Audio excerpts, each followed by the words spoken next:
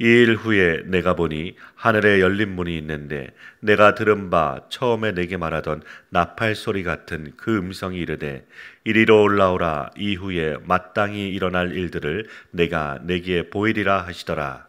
내가 곧 성령에 감동되었더니 보라, 하늘에 보좌를 베풀었고 그 보좌 위에 앉으신 이가 있는데 앉으신 이의 모양이 벽옥과 홍보석 같고 또 무지개가 있어 보좌에 둘렸는데 그 모양이 녹보석 같더라. 또 보좌에 둘려 24 보좌들이 있고 그 보좌들 위에 24 장로들이 흰옷을 입고 머리에 금관을 쓰고 앉았더라. 보좌로부터 번개와 음성과 우레소리가 나고 보좌 앞에 켠 등불 7이 있으니 이는 하나님의 7영이라. 보좌 앞에 수정과 같은 유리바다가 있고 보좌 가운데와 보좌 주위에 네 생물이 있는데 앞뒤에 눈들이 가득하더라.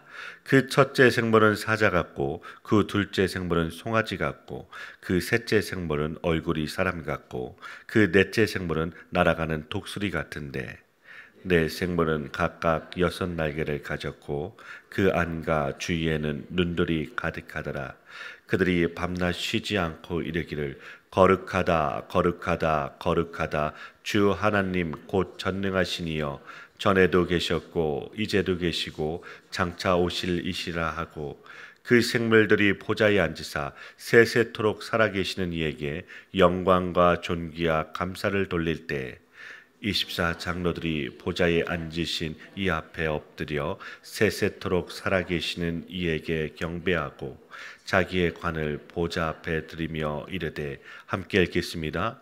우리 주 하나님이여 영광과 존귀와 권능을 받으시는 것이 합당하오니 주께서 만물을 지으신지라 만물이 주의 뜻대로 있었고 또 지으심을 받았나이다 하더라. 아멘. 오늘 말씀을 통하여 이제 본격적으로 하늘의 보좌 환상을 말씀하고 계십니다. 이 환상은 천국의 모습을 사실적으로 묘사한 것이 아닙니다. 보좌에서 통치하시는 하나님에 관한 환상입니다. 요한은 이 환상을 통해 이 글을 읽는 사람들을 위로하기 원하고 있습니다. 소아시아에서 유대인과 로마 제국의 박해를 받던 요한계시록을 읽는 사람들은 혹독한 현실을 극복하기 위해서 왕이신 하나님이 다스리신다는 확신이 필요했습니다. 요한은 먼저 보좌에서 통치하시는 성부 하나님을 1절부터 3절 말씀에서 소개한 후 4절부터 12절에서 24 장로와 네 생물의 경배를 설명하고 있습니다. 천상의 보좌 환상은 예수님이 어떻게 천상에서 지상의 사역을 행하고 계신가를 보여주고 있습니다. 1절 말씀은 내가 보았다라는 말로 시작하는데 시편 29편과 에스겔 1장을 반영하면서 하늘의 보좌 환상을 말씀하고 계십니다. 먼저 1절부터 3절 말씀을 보시겠습니다. 예수님은 나팔 소리 같은 음성으로 모든 교회를 대표하는 소아시아의 7교회들을 향해 말씀하셨습니다. 그리고 이제 요한을 불러 하늘의 보좌에 앉으신 하나님에 대한 환상을 보게 하십니다. 성령에 감동된 요한은 보좌 위에 앉으신 하나님을 각종 보석으로 묘사하고 있습니다. 이것은 구약에 나타난 하나님에 대한 환상과 유사한 것으로 하나님의 영광과 위엄을 우리에게 보여주고 있습니다. 그렇다면 요한이 나팔 소리 같은 음성을 듣고 하늘의 열린 문으로 들어가서 본 환상은 무엇입니까? 그것은 하늘의 보좌 위에 앉으신 하나님은 이 세상의 그 어떤 것과도 비교할 수 없는 영광을 지니신 분이다라는 것입니다. 교회는 세상의 영광에 주눅들거나 그 영광을 추구하지 않아야 합니다. 당시 로마 황제의 황금 보좌에 압도되어서 위축된 사람들처럼 오늘날 이 세상에 황금 만능주의에 위축된 주님의 자녀와 교회가 되어서는 안 된다라는 것입니다. 교회는 다시 주님의 음성을 듣고 성령님의 감동되어 하늘의 영광을 늘 보아야 될 것입니다. 교회는 세상을 보던 눈을 들어 하늘의 보좌에 계신 하나님의 영광을 보며 살아가야 됩니다.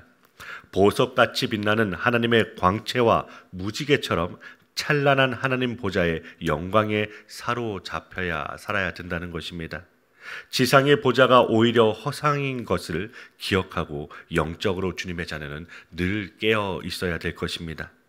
초대교회 당시에는 황제 숭배 압력이 성도들을 위협했다면 오늘날은 돈과 성공과 번영에 대한 숭배가 주님의 자녀들을 계속 미혹하고 있습니다. 돈에 대한 사랑은 현대 교회를 약화시키거나 타락시키고 주님의 자녀를 무력하게 만드는 주범입니다. 이런 때 요한이 보여주는 하나님의 영광에 대한 장엄한 묘사는 로마 황제를 비롯한 이 땅의 어떤 권력과 영광도 초라하게 만들고 있습니다. 그러므로 교회는 이 세상에 압도되지 않기 위하여 늘 성경이 보여주는 하나님의 말씀에 사로잡혀야 합니다. 성령의 충만한 임재 가운데 교회가 하늘 보좌의 현장이 되어서 하나님을 예배하고 경험할 때 우리는 이 세상을, 현실을 이길 수 있는 것입니다. 계속해서 4절부터 7절 말씀입니다. 보좌에 둘러싼 24 보좌에 앉은 24 장로들과 네 생물은 하나님을 예배하는 천상의 존재들입니다. 장로들의 수는 구약의 이스라엘 12지파와 신약의 12사도를 뜻하는 것으로 하나님의 모든 백성을 상징하고 네 생물은 선지자들이 본 천사와 스랍의 특징을 지닌 새 피조물들입니다. 이곳은 유리바다와 같은 하늘의 성전이고 번개와 음성과 우레소리를 동반하는 하나님과 성령의 충만한 임재의 현장입니다. 4절부터 7절 말씀을 통하여 하늘 보좌에 앉으신 하나님은 그분의 모든 백성과 새 피조물에게 둘러싸여 영광을 받기에 합당하신 분임을 알 수 있습니다. 교회는 하나님께 마땅한 영광을 돌려야 합니다. 사람의 존재 목적은 하나님을 영화롭게 하는 것입니다. 24 장로들로 대표되는 하나님의 백성은 흰옷을 입고 금관을 쓰고 보좌에 앉아 하나님을 예배할 특권을 지닙니다. 또한 피조물들도 새롭게 변화되어 하나님을 함께 예배할 것입니다. 교회는 하나님의 충만한 임재로 살아갑니다. 하나님을 예배하는 곳에는 번개와 음성과 내성과 같은 권능이 임하고 일곱 영으로 대표되는 충만한 임재가 있습니다. 유리바다와 같은 하늘의 성전에서 일어나는 하나님의 영광스러운 임재가 지상교회의 예배 가운데 매번 실현되는 것입니다. 오늘날 교회는 예배 가운데 하나님의 임재에 대한 기대와 열망이 없고 하나님의 영광을 경험하지 못할 때가 있습니다. 천상의 예배 모습은 우리의 존재 목적이 무엇인지, 하나님을 예배하는 특권과 영광이 얼마나 큰지를 잘 보여주고 있습니다.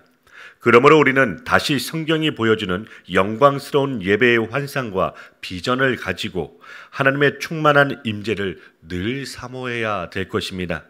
천상의 예배는 지상의 예배를 격려하고 장차 완성될 온전한 예배를 소망하게 하는 통로입니다.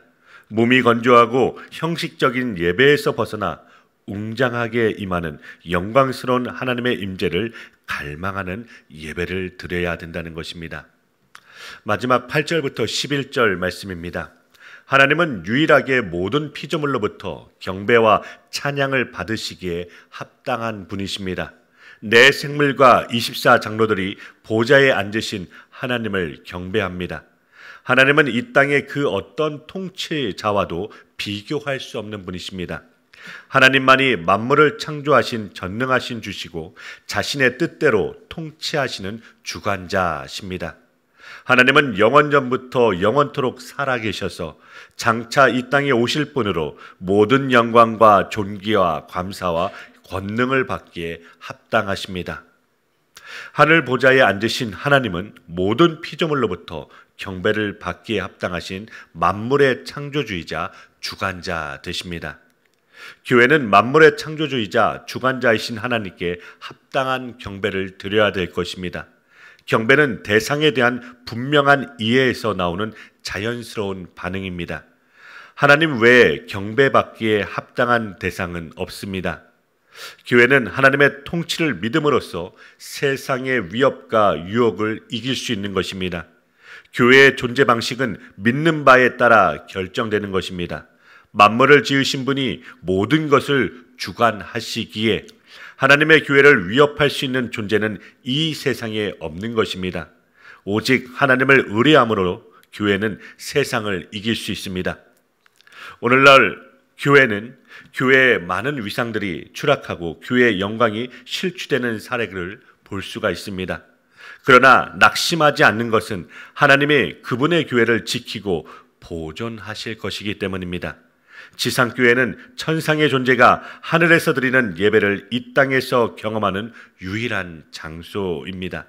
만물을 통치하시고 마침내 완성하실 구원 계획이 교회를 통해 이루어짐을 믿으시길 바랍니다. 그러므로 교회에 대한 소망을 잃지 말고 교회를 통해 일하시는 하나님을 신뢰하며 나아가야 합니다.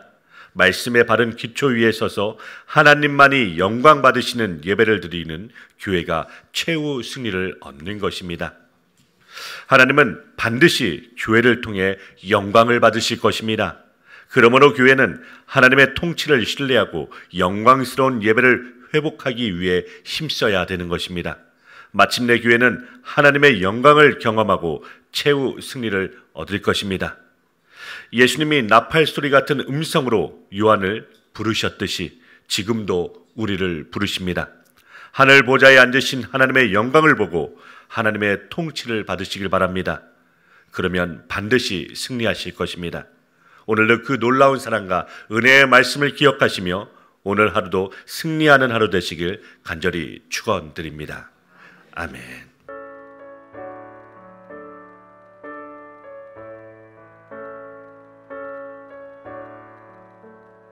내 모든 시험 무거운 짐을 주 예수 앞에 아뢰이며 근심에 쌓인 날 돌아보사 내 근심 모두 맡으시네. 내 모든 괴로움 닥치는 환란 주 예수 앞에 아뢰이며 주께서 친히 날 구해주사 넓으신 사랑 베푸시네.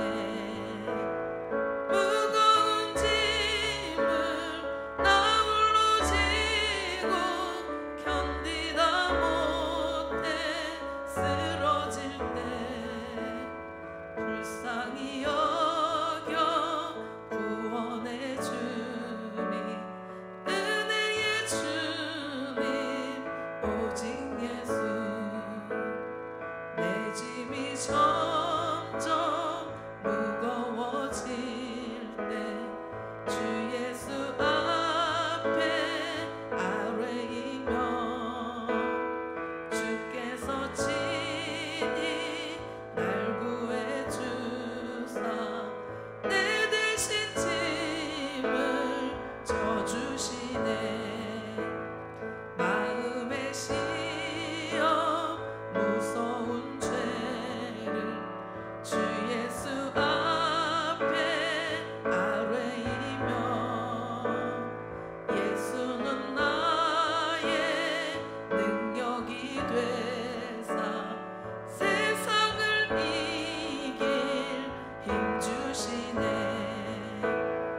무거운 짐을 나 홀로 지고 견디다 못해 쓰러질 때 불쌍히 여겨 구원의 주님 은혜의 주님 오직 예수.